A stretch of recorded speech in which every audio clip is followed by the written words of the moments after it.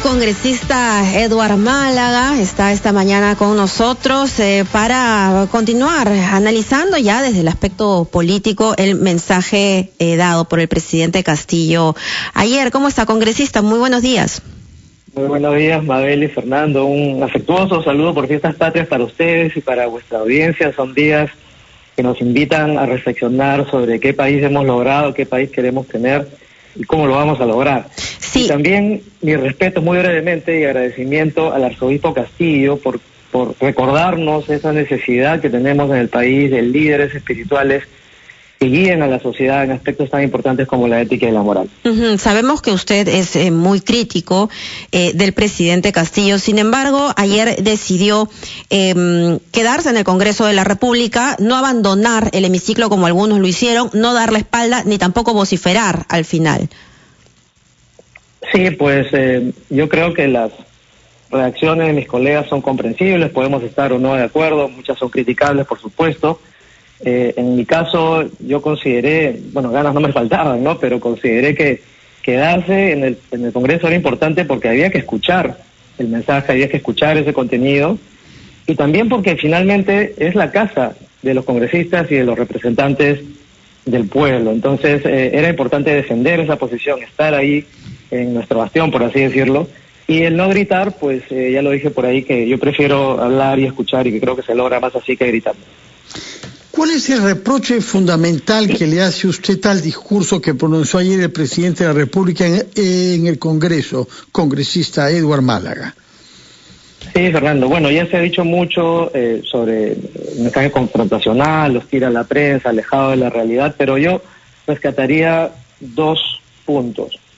El primero es que el mensaje no lo elabora el presidente mismo, sino que es un consolidado de aportes de los diferentes ministerios para su elaboración, y por lo tanto esa inexactitud en la data, las cifras falsas, la desconexión a la realidad, en realidad todo eso es un reflejo de la calidad no solo del presidente, sino de su equipo de gobierno, de su equipo técnico, ¿no?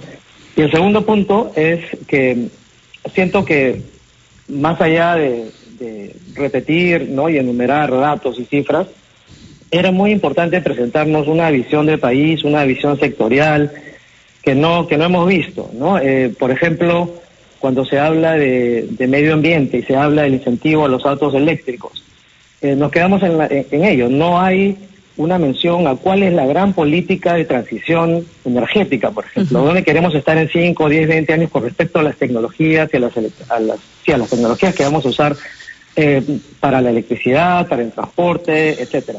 En salud, por ejemplo, se habló de la vacunación básicamente con cifras también, digamos, manipuladas, pero todo lo que aprendimos en la pandemia sobre el primer nivel de atención, sobre la integración de los sistemas de salud, la promesa de la gran planta de producción de vacunas, todo eso queda en el aire. Así que, resumiendo, yo creo que es un problema de horizonte. Este gobierno, este presidente no tiene grandes horizontes, no tiene objetivos claros de hacia dónde nos quiere llevar.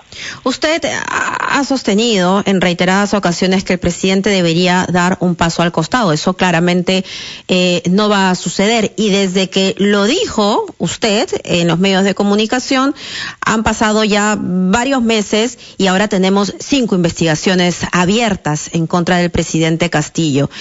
¿Sigue sosteniéndolo, me imagino, o cree ya que el Congreso debería dar un paso más allá y optar por la vacancia? Mabel, el Congreso tiene la obligación moral e histórica de dar un paso más allá. Si bien han pasado muchas cosas, como bien mencionas, desde que empezamos a hablar de renuncia y algunos lo consideraron una herejía, pues queda claro que el derrotero del presidente ya estaba marcado, ¿no?, en cuanto a sus vínculos con la corrupción, a sus problemas éticos, de juicio, etcétera. Hoy en día, con las investigaciones en curso y con todo lo visto y con el pobre desempeño del gobierno, que no solamente es un problema de mala gestión, sino es una mala gestión que afecta de manera decisiva y negativa al futuro del país, creo que es necesario ir un paso más allá. Y yo sí considero que toda salida, las salidas son complejas, ojo, no se deben reducir a adelanto de elecciones, que se vayan todas las salidas que son complejas deben empezar con la remoción del presidente. Si no renuncia, están las opciones de la vacancia y están las opciones de la suspensión también, que es un tema un poco más complejo que podemos tratar en otro momento, pero definitivamente el Congreso debe dar ya el paso y creo que es obligación nuestra conseguir esos votos, lograr el convencimiento y convencer sobre todo a la ciudadanía de que es una necesidad del país y no es un tema de rivalidades políticas ni antipatías ideológicas. Congresista, tenemos entendido que está promoviendo usted una moción de vacancia y quisiéramos saber a qué bancadas y a qué colegas suyos está dirigiéndose para llegar a esa cifra de 87, sin la cual no será posible aprobar una vacancia. Bueno, no les puedo dar una lista de nombres, pero sí, por supuesto, si uno va a promover una moción de vacancia, tiene que ser en el contexto de una suerte de alianza, de una suerte de coalición. No pueden ser solamente un par de personas o un par de rostros, porque eso la hace vulnerable a ataque. Imagínense que sea la moción de vacancia morada, la moción de vacancia fujimorista, eso inmediatamente se presta otra vez al juego de las rivalidades políticas. Pero sí es importante mencionar que en este caso obviamente hay que contar con las fuerzas, por lo menos de centro derecha y derecha, que han formado la oposición. Estamos hablando de APP, estamos hablando de Somos Perú, estamos hablando de Avanza País, obviamente el fujimorismo tiene que ser parte de él como bancada mayoritaria, y bueno, esperamos también que eventualmente las fuerzas oficialistas o los representantes oficialistas tengan a bien considerar esa necesidad, que ya, como digo, va más allá de las ideologías. Ellos tienen que entender que tampoco les hace bien ni a la izquierda ni al oficialismo sostener un presidente que, bueno, está tirando por la borda todo lo logrado en los últimos años. En conclusión, entonces, usted, haciendo una proyección, entiende que no tiene los votos asegurados. Asegurados no, pero esa es también una falla lógica, me parece a mí. Siempre que se habla de mociones de vacancia, sacan la calculadora y dicen, sí, no tenemos los votos, entonces no lo hacemos.